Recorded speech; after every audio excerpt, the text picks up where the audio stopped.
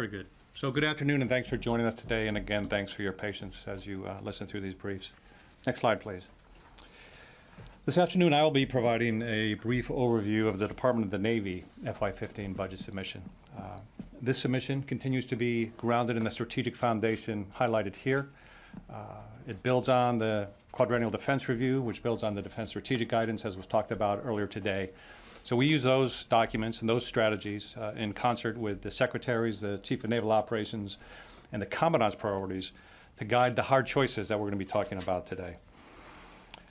I think it's important to note that consistent across the full scope of all that strategic guidance you see up there, the presence, capability, and readiness of the Navy Marine Corps team has never been more essential to the strategy.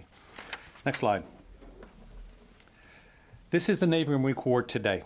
Shown here is the output of decisions made to balance requirements and resources in prior years and the current year's budget. These are the investments that generated the President's, the capability, and the readiness that you see today. So very briefly, around the world, we have 42,000 sailors and almost 5,000 Marines underway, deployed on over 100 ships, 2 carrier strike groups, 2 amphibious readiness groups with the associated Marine expeditionary units. There's an additional 30,000 sailors and 35,000 Marines forward around the world, including 6,000 Marines currently serving in Afghanistan and 25,000 Marines in the Pacific area of responsibility. Consistent with the QDR and the DSG, you'll see that there's 49 ships in the Pacific and 32 ships assigned and deployed to the Middle East. So these are the forces that over the past year gave the President options spanning combat credible forces that influenced the options for diplomacy in Iran and Syria, to the immediate response to the Typhoon Haiyan and Philippines by the GW Strike Group, as well as by Marine C-130s and V-22s. This is the Navy Marine Corps mandate here, to be where it matters, when it matters. Next slide. This is the funding input in constant year dollars that resources the Navy Marine Corps going forward. So as you can see from the FY10 peak to the end of this fit-up, FY19, in real terms, the resources are down by over a fifth. And that's with the additional funding that Undersecretary Hale discussed earlier today above the sequestered BCA levels. If continued to the BCA levels, as shown here out to 2023, the department's resources would be down by about a quarter. Even if you assumed a notional level of OCO out in FY19, the reduction would still be in FY19 from the PB plus a notional OCO about 19 to 20%. So this is the very challenging fiscal environment at the same time that we're dealing with a dynamic and still very dangerous security environment that the department dealt with. The programmatic priorities shown here were applied to achieve a balanced force aligned to a consistent strategic foundation that we talked about. Next slide. Bringing that display now into then-year dollars is shown here. And if you do the first build, please.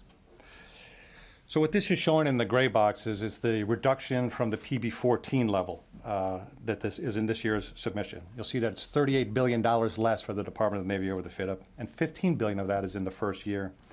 Balancing that reduction is what required hard choices, it required some innovative solutions and approaches, and it required strong stewardship initiatives that we'll be talking about in the upcoming slides. Next build. If the department were returned to the sequestered levels of funding, which is shown approximately by that red arrow, that would be an additional fit-up reduction for the Department of the Navy of $39 billion. As testified by the service chiefs in November, the department would not be able to execute all of the Defense Strategic Guidance missions at that level. We estimate those reductions to accommodate that level of funding would require inactivation of a carrier, decommissioning of an air wing, decreasing the size of the Marine Corps to 175,000, removing 6 surface combatants from service, and eliminating the planned fit-up procurements of 3 DDGs, a submarine, and 4 TATF-Xs. Those reductions will also further impact the readiness accounts, decreasing presence and surge capacity.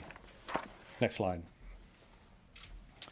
So in the next few slides, we'll briefly cover each appropriation in detail, and I'll highlight the major changes from the PB14 submission. This slide serves to provide an overview of how all the appropriations balance, and I'll talk a little bit about how they change in proportion of the budget from the prior year enacted level. So starting with the MILPERS, which is in the lower left in red, this appropriation is 31% of the FY15 request. It's up from 30% in FY14 and 29% in FY13. It reflects the top line coming down while end strength essentially has been remaining flat. The operations and maintenance account in blue funds the elements needed to operate the force. This account was 29% last year in the FY14 omnibus enacted level, which was a decrease from 32% the year before, reflecting the additional OCO funding that Congress applied in the omnibus appropriation. In the PB15 submission, this level returns to 32% of the base budget. The procurement account in green has declined from 28% in FY13 and 26% in FY14 to 25% in this submission, reflecting the fiscally driven reductions in procurement, particularly in aircraft and weapons procurement. Research and development has grown slightly from 10% the last 2 years to 11%, and that reflects the priority given to developing key capabilities for the future. And finally, new infrastructure investment as a share of the budget declines from 2% to 1%, reflecting the overall fiscal pressure on the Navy and Marine Corps accounts.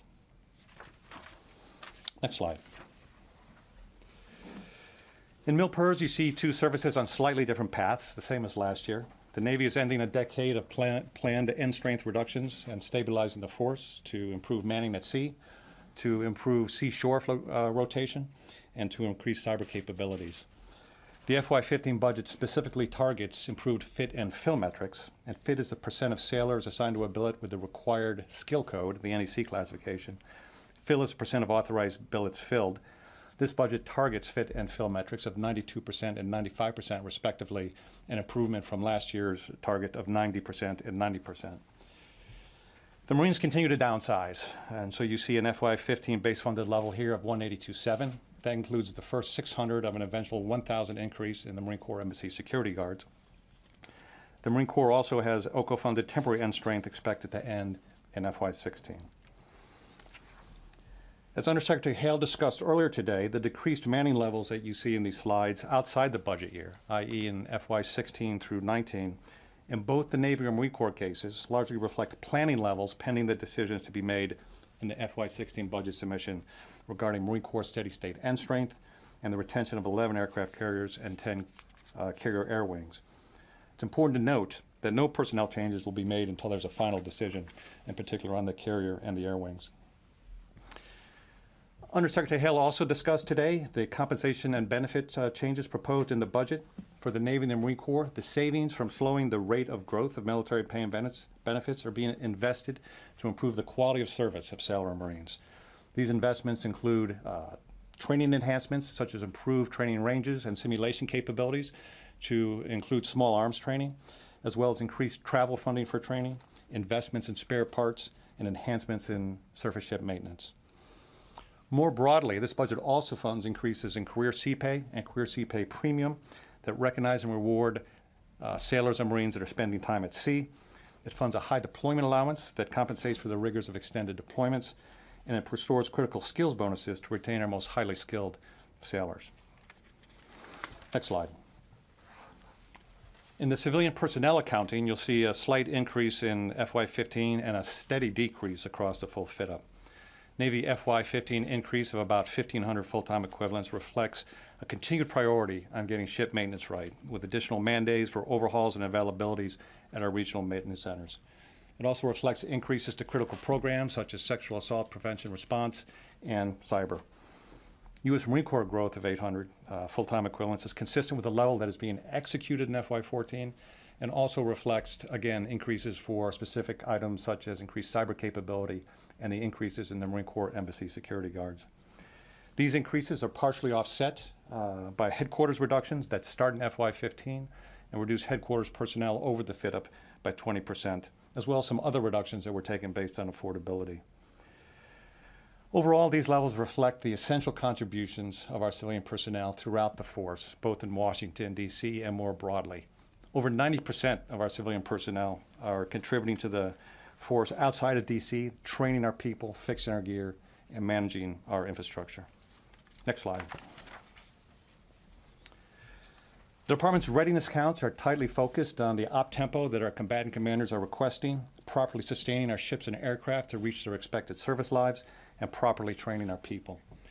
The FY15 base budget metrics are funded to the historic levels you see here. As Undersecretary Hale indicated earlier today, the Department anticipates submitting an FY15 OCO request later this year that includes readiness funding that improves these metrics. Very briefly, overview as with the FY14 request, this budget funds ship ops to 45 days underway per quarter when deployed, 20 days underway when non-deployed, flight hours to the historic standard metrics of T2.5 and T2.0 for Navy and Marine Corps respectively, ship and aviation depot maintenance 80% of the base, Marine Corps ground equipment at the same level as last year with much of the remaining OCO reset of the equipment, and facility sustainment funding, which decreases from FY14 to 70% in FY15 for the Navy and 75% for the Marine Corps. In FY16 and out, however, the sustainment funding improves to 83% and 90% respectively for the Navy and Marine Corps. Next slide. The SecNav's goal is to achieve stability in shipbuilding to affordably meet our warfighting requirements. And you will see that this budget has prioritized shipbuilding to meet that goal. This program buys 44 ships in the FYDP compared to 41 in the FYDP last year, 14 to 18, and 43 in the 15 to 19 columns of last year's shipbuilding plan. 2 destroyers and 2 submarines are purchased every year across the FYDP.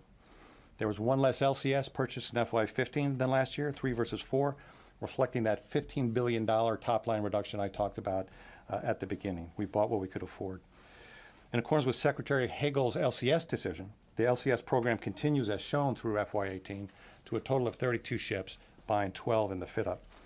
The 2 units shown here in FY19 reflect the prior program. As directed, the Navy will provide small surface combatant proposals in next year's budget, as well as regular updates of LCS testing and deployment experience.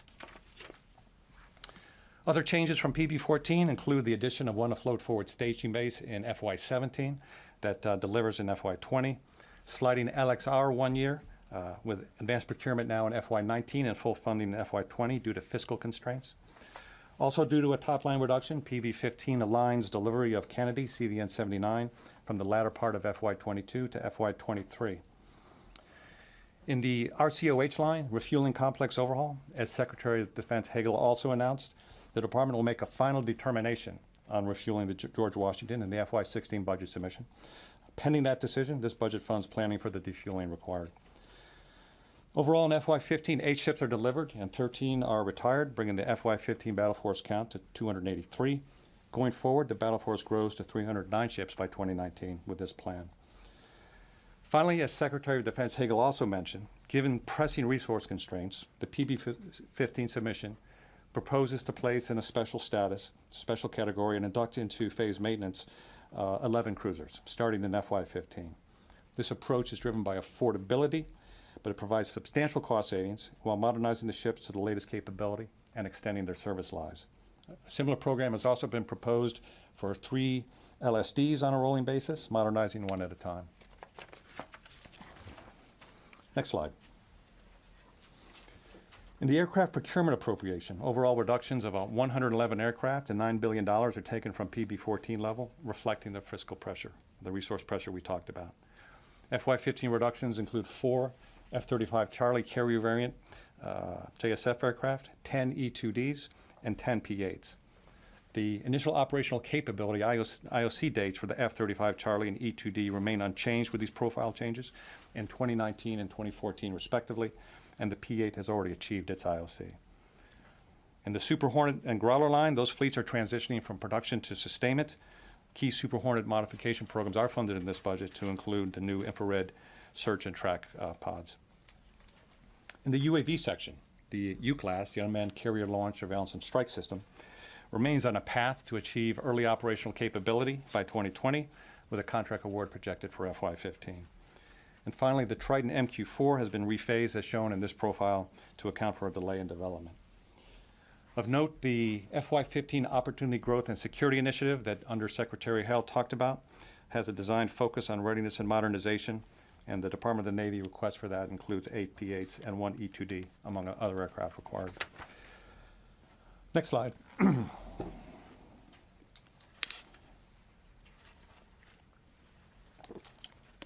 In weapons procurement, FYDP investment was reduced by $2.8 billion from the PB14 level, reflecting a combination of resource pressure and inventories reaching requirements.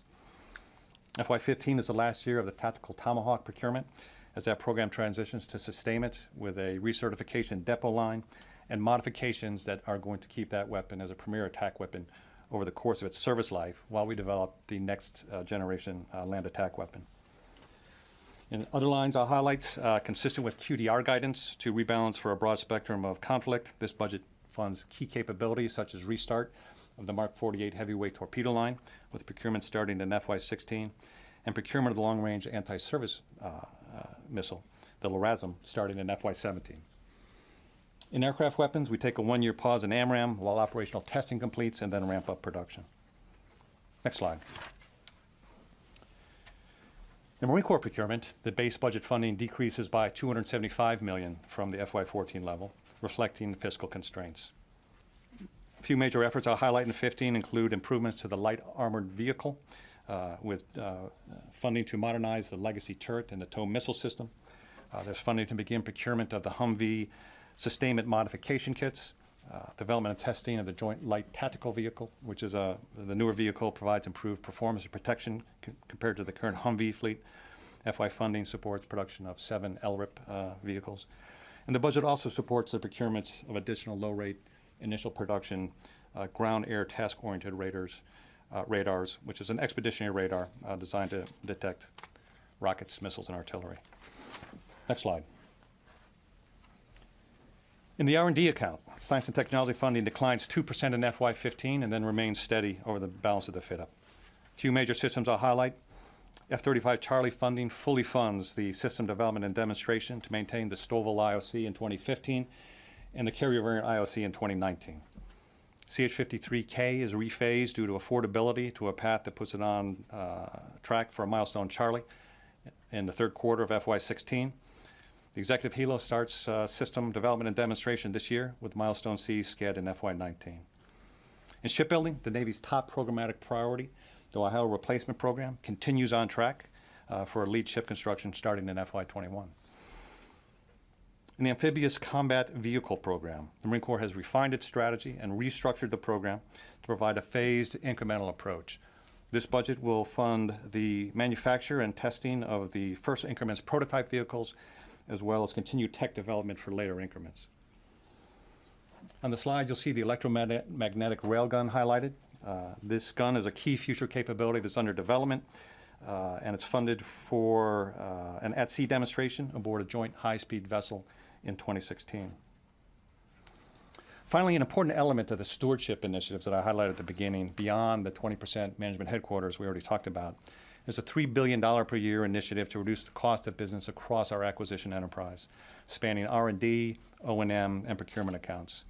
This includes actions to reduce contracted services, and partly that's being done through requirement review boards, also known as contract courts, to reduce cost growth with increased competition, consolidation of multiple service contracts, use of should cost management, as well as eliminating lower priority and lower return on investment tasks.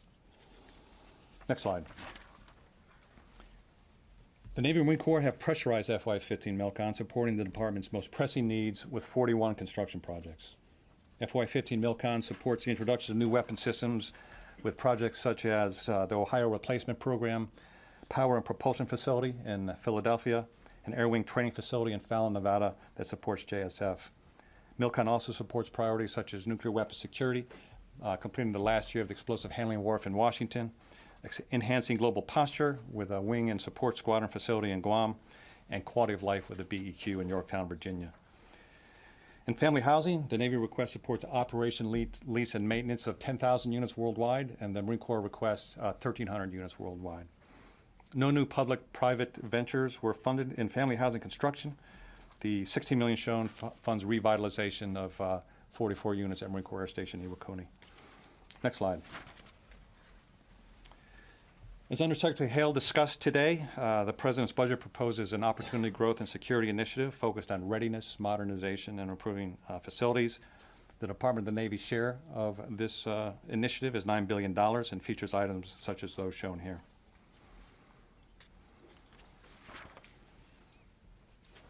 Next slide. So overall, I'll wrap it up here.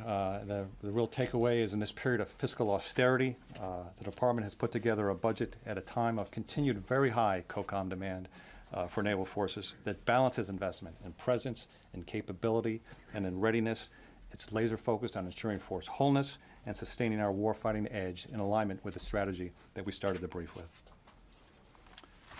Subject to your questions. Yes. Question on the decision, Megan Scully with CQ. The decision on the cruisers, how much exactly will that save? And is that the first step towards decreasing the size of the cruiser, ultimately decreasing the size of the cruiser fleet? Right, so we estimate that that approach will save about $4 billion over the fit-up. And it is not the first step to decreasing the cruisers. There is an acknowledged enduring need, worldwide need for the cruisers. These are the Air Defense Commander Corps vessels that are required to sail with our carrier strike groups. So the department's absolutely committed to modernizing these ships over the long term. It's a very well thought out plan. And as I acknowledged in the brief, it's driven by affordability concerns.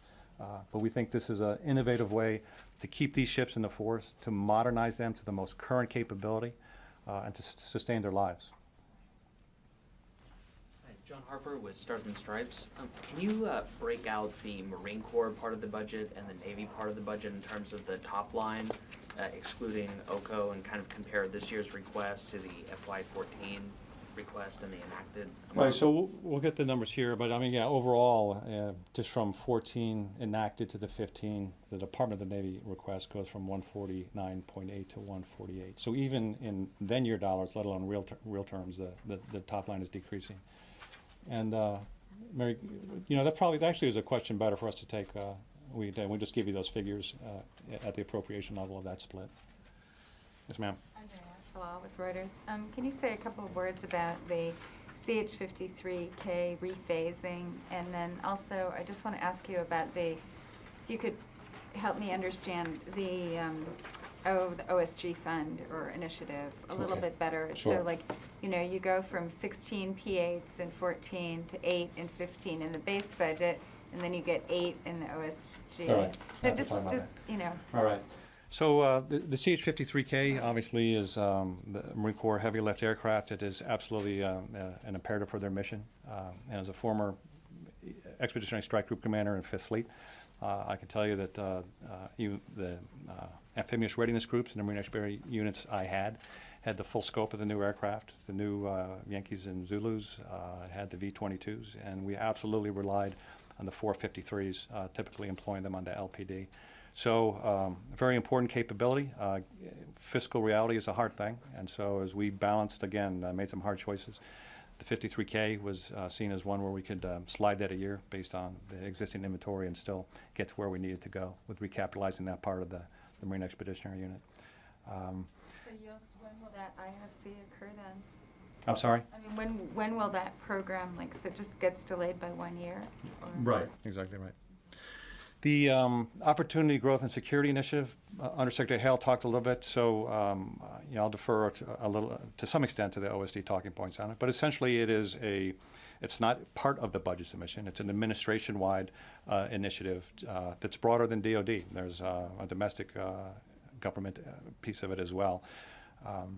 And it is designed, again, to focus on some fairly specific things, on readiness, on modernization. So you will see, for example, no force structure across these requests, and improving facilities. So in the Department of Navy one, it's 1 year only. It's FY15.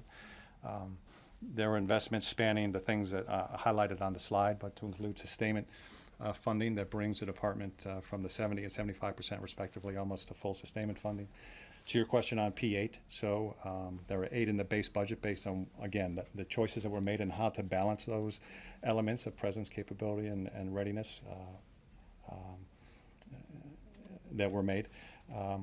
And because it was fiscally driven, and it was, you know, modernization, the balance of that 8 were requested in the OGSI fund. Tony. Questions. Tony Capaccio with Bloomberg News. Can you try the George Washington decision again and clarify it? This budget basically just funds a 10-carrier force contingent on potentially refueling decisions next year for the George Washington. Is that accurate? Right. So starting in FY15, this budget fully funds the GW and its air wing. So the GW in FY15, in the budget year. It fully funds. The GW is in Japan, obviously. It returns to Norfolk in the latter part of FY15, actually in December of 15, so that would be FY16. So it's fully funded for operations and it fully funds it to return here.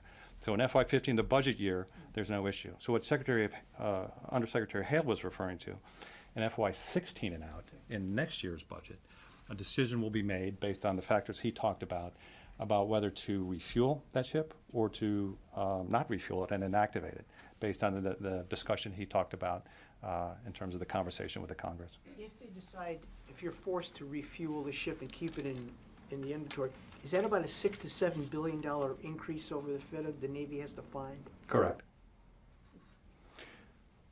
Aircraft question. I was matching the FITA last year with this year on the Joint Strike Fighter, the C model. All right. Last year you were asking for 69, now you're asking for 36. So you've knocked out 33? Correct. Reason being? Affordability. Not performance? Nope. Not tailhook Yeah. issues, right? So, I mean, we're working through those issues, and we see a steady path forward on those. But this was a fiscally driven decision. And what's important is it still gets it to IOC. So what the requirement is to have the 3F software, have this aircraft IOC in FY19. We're still on a path for that. But in terms of the affordability, that's the decision was made here. Go ahead. Like the Aviation Week, you mentioned in the budget documents, just kind of passing reference to improvement programs for Super Hornets and things like that for the mods and everything. Give me an idea of how much that's going to be, at least in fiscal 15? For the specific mod line for F-18, Right. we will get you that data. Rick Burgess, CPAR Magazine. Secretary Hagel used the term reduced operating status for the 11 cruisers. Will they be kept in commission with reduced crews, or how's that going to work out? Right, so they're going to be in a special status with reduced crews, and that analysis is still being done right now. And I think I can talk at a high level of that, but we'll also have additional detail on exactly how that works. But those 11 cruisers will start their phase modernization in FY15. They'll go into the special status, they'll go with reduced crews, and then they were going to start going into the combat systems mods and phased availabilities, likely starting in the FY17 timeframe. Sir, I have a question also for Sea Power. OCO, there's a tentative OCO package in the DOD budget. All right. You have an idea what the Navy part of that would be, and would most of that go for the Corps, or you know, what's All right. what's the Navy Yeah, no. version of OCO? All right, thanks. So as Undersecretary Hale described that, he said it's a placeholder. It's a placeholder level of $79 billion. And the reason he said, again, is because we don't know what the enduring presence in Afghanistan will be, which would inform so much of that analysis. I will say for the Navy's case, a lot of what we have funded in OCO in terms of ship maintenance and steaming days is going to be in continuing for a number of years after OEF essentially ends or we get to the steady state. And that's because of what has been talked about, I think, in other forums. As the department has surged surface ships and deferred maintenance, that's all maintenance and work that needs to essentially be recovered over time. All the services have said, upon completion of major combat ops or whatever the determined endpoint for OCO is, that for a number of years, we're going to have to reset the force and use OCO. So to answer your question more specifically, we have not done the specific analysis on, across the Marine Corps and the Navy on what the elements, other than more broadly what I talked about in some of the readiness accounts, where we, again, will bring those up to 100% in the readiness funding. You haven't done on the elements, any concept of how much of that 75 bill DON, what the Department of the Navy would get?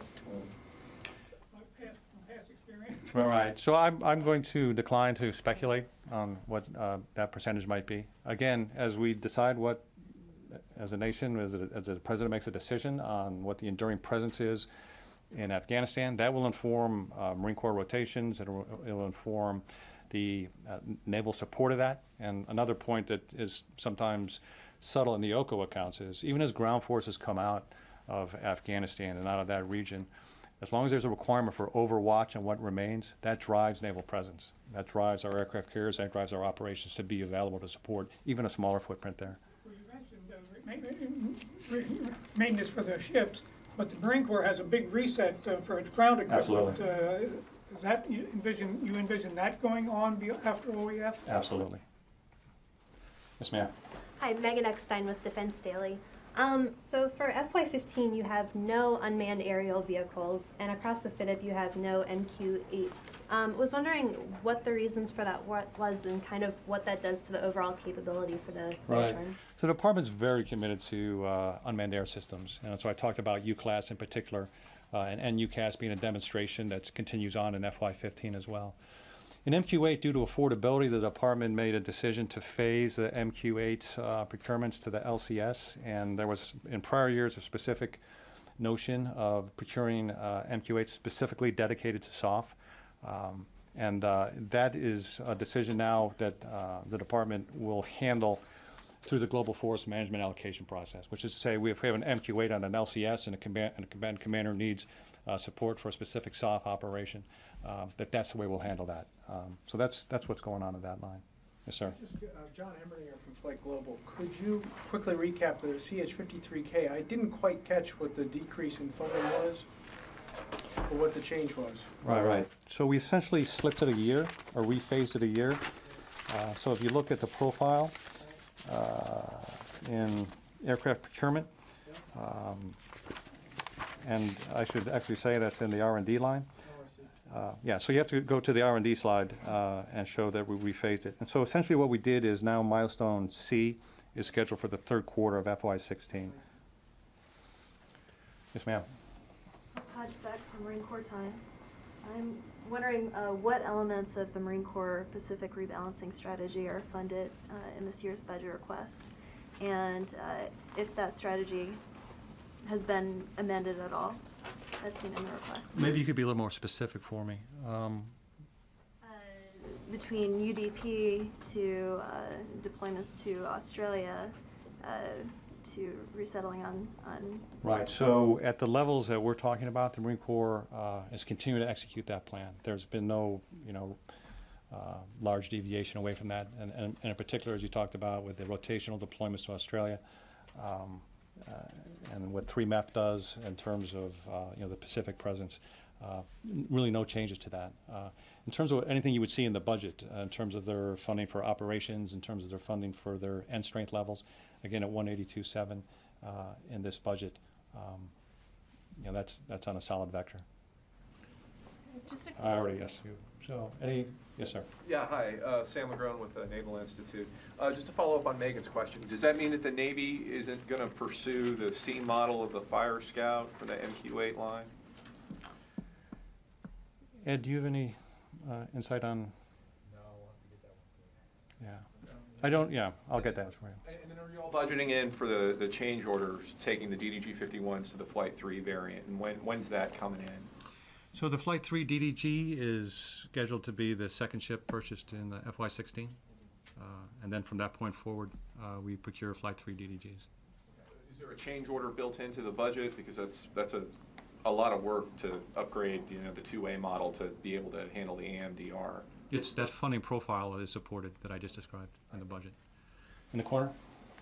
Yes, Sarah Amples, Kyoto News. In the QDR, it says that by 2020, 60% of Navy assets will be stationed in the Pacific, including enhancements to presence in Japan. I was wondering if you could elaborate on what that enhanced presence in Japan will be. So let me speak to the broader topic first, and then the specifics of what might change in Japan. I think we'll have to give some data. But the rebalance of the Pacific was absolutely a focus, not only of the QDR, but this budget. So starting with the presence, as you talked about, by 2020, we'll have 60% of our battle force inventory assigned to the Pacific. In terms of actual presence, in the slide we showed today, the Navy today, you saw about 49, 50 ships in terms of deployments there. We expect by 2020 that would be up around 65. In terms of the rebalance with the capability, so you see the Navy preferentially sending the most advanced and the most capable platforms and payloads to the Pacific. So the F-35C, the E-2D, the P-8, the Triton, AMRAAM missile. And in terms of the ships, you see the Zumwalt, the Flight 3 DDGs, the 4th SSN going to Guam in FY15. We've got the rotational Marine Forces in Australia, as well as the ongoing work with 3MEF there. So you see a very strong focus overall and support in this budget for that shift to the Pacific. And so we'll get you some data on specifically any sort of changes within Japan. Yes, ma'am. Lee Hudson inside the Navy. In the Opportunity Growth and Security Initiative slide, you have Future Force, Key Modernization, and it lists a few aircraft programs. F-35 is not listed. Does that mean even if you all did have the funding, you would not increase the numbers across the FedUp on that buy, since you cut so many? Right. Right. All right. So that's not in the cards. Right, it's not, yeah, exactly, it's not part of that funding. Well, why is that if it was an affordability decision and not a capability decision? Yeah. You know, I would really have to say we'd have to look at more broadly what's in that initiative. Yeah, so I would have to get back to you on that. Yeah. Yes, thank you. The Marine Corps Embassy Augmentation Program, there had been some question about where those bodies would come from, whether it would be an additional force structure added on to the Marine Corps, or whether they were just going to have to find it out of their existing size. The slide that said 182.7 implied that they would get some extra people, but not the full 1,000 that I believe Congress is going to require. Right, so the 182.7 is the FY15 number, which reflects the 600 additional that are being brought in FY15 as we ramp up to the higher number. So they're likely to have, if sequestration is held off, somewhere in the neighborhood of 183 at the end of the day? So I think the non-sequestered number that the Secretary has alluded to is 182, 182.1 is the Marine Corps number. What's the 182.7 then? That's the FY15 level. So in terms of a steady state level, what is being talked about is 182.1. Follow up, the 600 additional, maybe 900 additional for embassy quick Right. reaction? 900? So we'll get you a specific number. It's either high 900, 1,000. It's in that time, in that area. Do you have a cost estimate for that?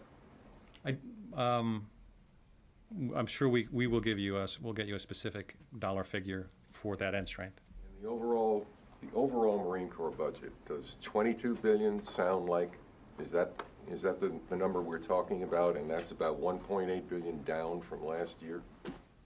So I think that's part of the earlier question. And do you have that data, Mary Kay? 22.8? 15 number for Marine Corps. And we have time for one more question, sir. Okay, yes, ma'am. James, I was wondering if you could highlight a little bit of the LCS mission modules. What is FY15 funding, and what's the outlay now that there's one ship that's being pushed to the right? Right. So that's a great question. I think I'm going to ask Lee, say what? Okay. To give you that level of detail on specifically what the testing is and how they're projecting, we'll get that to you. Sir. You mentioned the next generation non-attack missile that will come after the Tomahawk. Has there been any actual work done on that or budgeting for that program? So We laid money in this year, in the 15 budget. There we started an R&D line. okay, so an R&D line starting in FY15. Again, so that's kind of managing that transition from the Tomahawk going to sustainment and to the initial R&D on that. The Tomahawk's going to be a viable weapon well into the late 20s, so that's kind of how that phase is being done. All righty, appreciate it. Thanks for your time today.